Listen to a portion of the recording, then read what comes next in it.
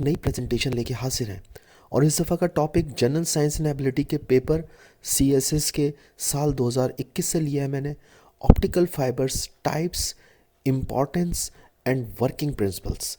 हम इस प्रेजेंटेशन के अंदर देखेंगे कि what is optical fibre, fibre optics को जानेंगे, रिफ्रैक्शन और रिफ्लेक्शन ऑफ लाइट को समझेंगे क्योंकि बहुत इंपॉर्टेंट है अगर आप फाइबर ऑप्टिक्स को समझना चाहते हैं। इसके साथ साथ हम ये जानेंगे कि how does fibre optics works. इसके साथ साथ हम देखेंगे कि what is transmission media, what are the kinds of transmission media, क्योंकि ट्रांसमिशन मीडिया असल में फाइबर ऑप्टिक्स को ही कहते हैं कि फाइबर ऑप्टिक्स असल में ट्रांसमिशन मीडिया की ही एक किस्म है, तो इसलिए जानना ज़रूरी है। इसके अलावा भी हम ये जानेंगे कि why optical fibres are very important today. इसके साथ साथ what is the structure and working principles of optical fibre and what are the kinds of optical fibres. तो ये मेरी पूरी प्रेजेंटेशन होगी, मेरे साथ जुड़े रहिएगा। तो पहली चीज़ तो आपको बता दूं कि हम फाइबर ऑप्टिक्स को क्यों पढ़ रहे हैं, फाइबर ऑप्टिक्स को सीएसएस में क्यों पूछा गया या मुस्तकिल वो लोग क्यों पूछ रहे हैं।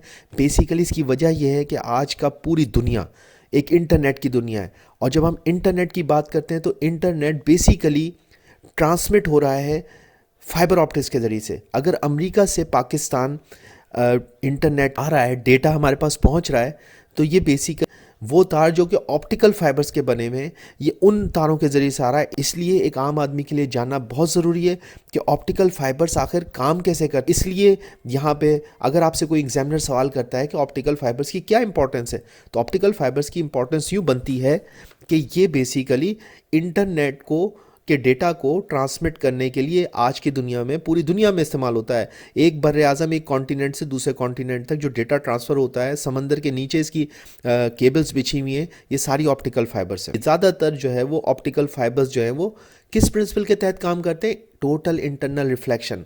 अब ये टोटल इंटरनल रिफ्लेक्शन है क्या? ये जो फोटॉन्स होते हैं इनके ऊपर आप डेटा को ट्रांसफ़र करते हैं। और याद रखिएगा कि इस पूरी गैलेक्सी, इस पूरी यूनिवर्स के अंदर अगर कोई चीज़ सबसे ज़्यादा तेज़ रफ्तार है तो वो लाइट है, और लाइट से ज़्यादा तेज़ी से कोई भी चीज़ ट्रैवल नहीं कर सकती, इंतहाई तेज़ है। यानी कि अगर अमेरिका से पाकिस्तान अगर आप इंटरनेट के सिग्नल्स को या डेटा को ट्रांसमिट करेंगे तो विद इन सेकेंड्स, 1-2 सेकेंड्स के अंदर जो है वो आप जो है वो डेटा यहाँ पे पहुँच जाएगा इतनी दूर से।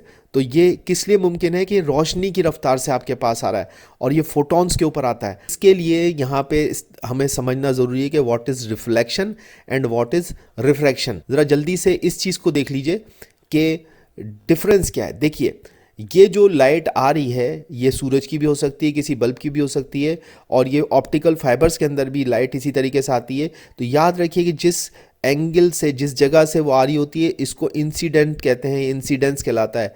ये इंसिडेंट हो रही है यानी कि यहाँ से लाइट आ रही है और जिस एंगल पे ये पड़ती है वो एंगल ऑफ इंसिडेंस कहलाता है।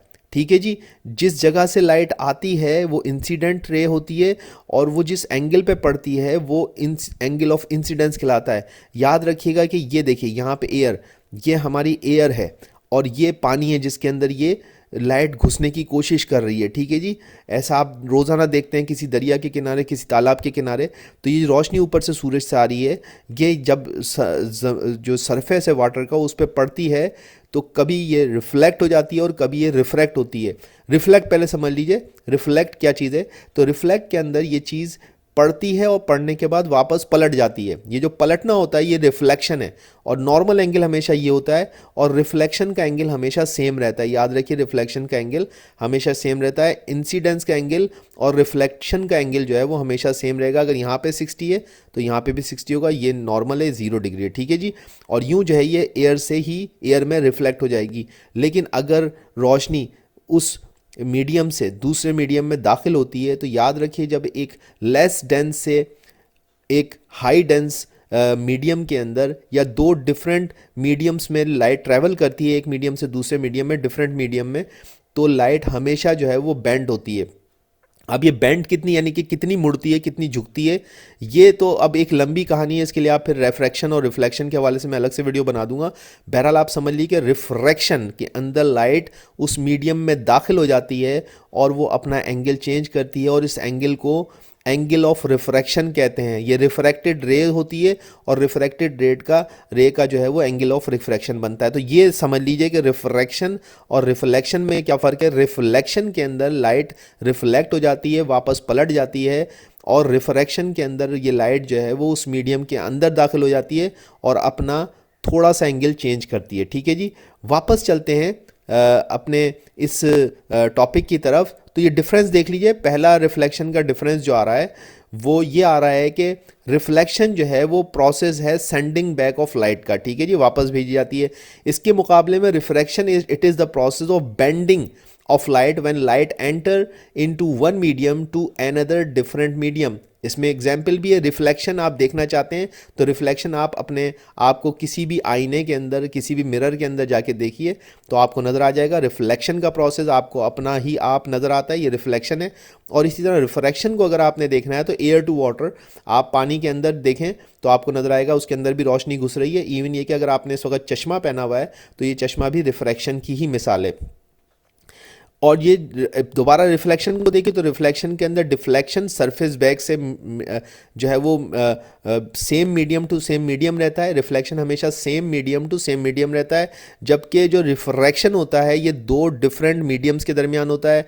यानी कि अगर आप आईने में देखते हैं तो ये एयर के अंदर ही दोनों लाइट रिफ्लेक्ट हो रही हैं, और अगर आप रिफ्रैक्शन को देख रहे हैं तो यकीनन आप पानी के अंदर या किसी दूसरे चश्मे के शीशे के ज़रिए से देख रहे हैं।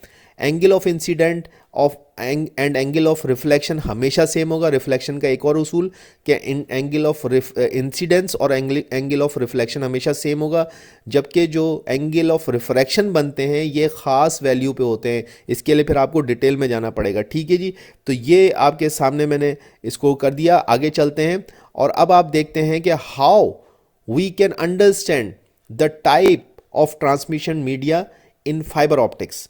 तो अब इसको देख लेते हैं कि टाइप्स क्या हैं। देखिए, याद रखिए कि हम फाइबर ऑप्टिक्स को पढ़ क्यों रहे हैं या फाइबर ऑप्टिक्स की वजह क्या है, ज़रूरत। तो बात यह है कि हमें अपना डेटा भेजना है, हमें अपने डेटा को किसी जगह से दूसरी जगह भेजना है। इसको कहते हैं ट्रांसमिशन ऑफ मीडिया। अब ये जो ट्रांसमिशन ऑफ मीडिया है वो दो तरीके से हो सकती है। एक तो गाइडेड मीडिया हो सकता है और एक अनगाइडेड मीडिया हो सकता है। गाइडेड मीडिया क्या है? गाइडेड मीडिया वायर्ड मीडिया है, तारों के ज़रिए से। आप तारों के ज़रिए से भेजते हैं तो ये गाइडेड है, यानी कि आप इसको बता रहे होते हैं कि बस इस जगह जाना है, तुम्हें इस घर में जाना है, इस मुल्क में जाना है, इस मोहल्ले में जाना है। तो ये गाइडेड मीडिया है। अनगाइडेड मीडिया वायरलेस होता है और ये चारों तरफ फैल जाता है, इसको आप गाइड नहीं कर सकते हैं। इसीलिए इसको अनगाइडेड कहते हैं। अनगाइडेड मीडिया की बहुत सारी एग्जांपल्स हैं। मैंने यहाँ पे आपको सिंपल इज़ दैट, ताकि आपको समझ आ जाए। आपके घर में वाईफाई लगा है, ब्लूटूथ लगा है, देखें आपको इसके लिए किसी तार की ज़रूरत नहीं है और आपके लैपटॉप में, आपके मोबाइल में सिग्नल सारे होते हैं। ये अनगाइडेड मीडिया की एक मिसाल है। इंटरनेट आपके पास चल रहा है। इसी तरीके से गाइडेड मीडिया की तीन किस्में मेन। पहली किस्म है ट्विस्टेड पेयर केबल। अब ये ट्विस्टेड पेयर केबल आप देख सकते हैं, आप आजकल तो ज़माना आगे चला गया है, लेकिन अगर आप चंद साल पहले देखते थे तो आपके घर में जो इंटरनेट वाला केबल लगा के जाता था वो कुछ इस तरह का होता था। ये देखिए आपके सामने इस तरह का केबल होता था आपके घर के अंदर, और ये लैन कहलाता था। आपके लैपटॉप में डायरेक्ट तार लगता था और तार के ज़रिए से आपका इंटरनेट चलता था। आजकल तो वाईफाई से चलता है, तार नहीं लगता। तो ये जब तार से लगता था तो ये गाइडेड मीडिया था, और यूँ आपके घर में जो है वो इंटरनेट चलता था। ये एक मिसाल है, और भी हो सकती है मैं आपको समझाने के लिए। दूसरा जो इसका आप मिसाल लेंगे गाइडेड मीडिया की, दूसरी किस्म जो है कॉक्सियल केबल की। अब कॉक्सियल केबल भी बहुत सारी होती हैं, इसको भी मैं आसानी से जल्दी से समझा दूं कि उसकी आप मिसाल ले सकते हैं कि आपके घर में जो केबल टीवी आ रहा है, केबल टीवी के अंदर अगर आप पीछे जाके देखेंगे तो आपको कॉक्सियल केबल की ही तार नज़र आती है। ये दूसरी किस्म है गाइडेड मीडिया की। ठीक है जी। इसके बाद तीसरी ट्रांसमिशन मीडिया जो गाइडेड होता है यानी कि वायर्ड होता है, ये ऑप्टिकल फाइबर होता है या फाइबर ऑप्टिक जिसको कहते हैं। फाइबर ऑप्टिक केबल जो है ये जो है वो तीसरी किस्म है गाइडेड मीडिया की या वायर्ड मीडिया की।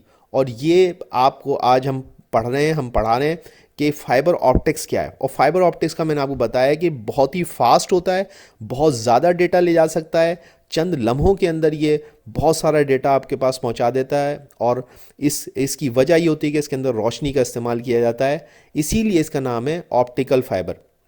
आगे चलते हैं कि इस ऑप्टिकल फाइबर के अंदर कौन सी लाइट इस्तेमाल होती है। तो इसके अंदर लेज़र लाइट इस्तेमाल होती है। Laser light is used for optical fibres because it is single wavelength light source. ये सिंगल वेवलेंथ लाइट सोर्स होती है, इसलिए जो ऑप्टिकल फाइबर्स होते हैं उसके अंदर लेज़र लाइट का इस्तेमाल होता है, ये बात आप जहन में रखिएगा। और एक और चीज़ ये कि आज के दौर में जो ऑप्टिकल फाइबर्स, में आगे जाके इसका पूरा स्ट्रक्चर भी बताऊंगा, यही सुन लीजिए कि ऑप्टिकल फाइबर्स बहुत सारे तरीके के होते हैं, लेकिन जो मैन्युफैक्चरिंग तरीका है उसमें जो इस वक्त ज़्यादातर ऑप्टिकल फाइबर्स इस्तेमाल होते हैं वो प्लास्टिक ऑप्टिकल फाइबर्स होते हैं, POF। और इसके अंदर जो लेज़र लाइट इस्तेमाल होती है वो 650 nm की होती है। ठीक है जी, तो ये आपके लिए एक छोटी सी इसमें मैंने ऐड कर दिया। एडवांटेजेस मैं आपको बता चुका हूँ, ग्रेटर बैंडविड्थ मिलता है, इसके साथ साथ फास्टर स्पीड होती है, ज़्यादा डेटा आपका चला जाता है, तो ये इसके एडवांटेजेस हैं। इसके साथ साथ अब यहाँ पे छोटा सा मैं आपको बता दूं इसका स्ट्रक्चर। ये आपके सामने एक ऑप्टिकल फाइबर की जो है वो तस्वीर आपके सामने आ रही है। सबसे पहले तो याद रखिए जो जो लाइट ट्रैवल करती है ना वो इस जगह करती है, जहाँ मैं इस वक्त कर्सर को घुमा रहा हूँ, इसके अंदर जो है वो लाइट ट्रैवल करती है, और ये अंदर से भी फिल्ड होता है, शीशे का ही बना हुआ होता है, ये पूरा का पूरा ग्लास का बना हुआ होता है, और इसके अंदर कोई वैक्यूम नहीं होता है, याद रखिएगा। ये पूरी की पूरी जो है वो ग्लास की जो है वो बनी हुई एक छोटी सी बारीक सी, यानी कि आपके बालों से भी ज़्यादा बारीक जो है ये तार होती है, और इसको हम कोर कहते हैं। कोर के अंदर जो है ऑप्टिकल फाइबर के अंदर लेज़र लाइट के ज़रिए से आपको डेटा ट्रैवल कराया जाता है। और ये इसके ऊपर एक और परत चढ़ी होती है, ये परत भी जो है वो ग्लास की होती है, लेकिन आजकल याद रखिए कि ग्लास की जगह प्लास्टिक को इस्तेमाल किया जा रहा है, प्लास्टिक की आमेजिश की जा रही है इसके अंदर, उसके जरिए बने जा रहा है। बहरहाल इसको हम यहाँ पे स्ट्रक्चर वाइज जो है वो ग्लास के ही तौर पे पढ़ रहे हैं, तो ये भी ग्लास की बनी हुई होती है, और ये क्लैडिंग कहलाती है। ठीक है जी, ये क्लैडिंग है, और इसके ऊपर जो है वो कोटिंग करी हुई होती है, और उस कोटिंग के ऊपर जो है वो बाकायदा इसको ताकतवर यानी कि मजबूत बनाने के लिए स्ट्रेंथ मेंबर की एक शीट डाल दी जाती है, और सबसे आखिर में जो वो आउटर जैकेट होती है। लेकिन बेसिक स्ट्रक्चर इस जगह पे याद रखिए कि अगर आपसे कोई पूछता है तो आप ये ना भूलिएगा कि फाइबर ऑप्टिक्स दरअसल कोर और क्लैडिंग का कॉम्बिनेशन है, कोर एंड क्लैडिंग। ठीक है जी, जो स्ट्रक्चर है बेसिकली यहाँ पे कोर और क्लैडिंग। ठीक है जी, आगे चलते हैं। तो ये core, cladding, coating, strength member, outer jacket, ये सारी के सारी चीज़ आ गई। अब ये देख लीजिए कि ये पूरा का पूरा जो फाइबर ऑप्टिक्स है इसके अंदर लाइट किस तरीके से ट्रैवल कराई जा रही है। इतनी बारीक सी चीज़ के अंदर आप लाइट एक बर्रे आज़म से एक कॉन्टिनेंट से दूसरे कॉन्टिनेंट तक कैसे भेज रहे हैं।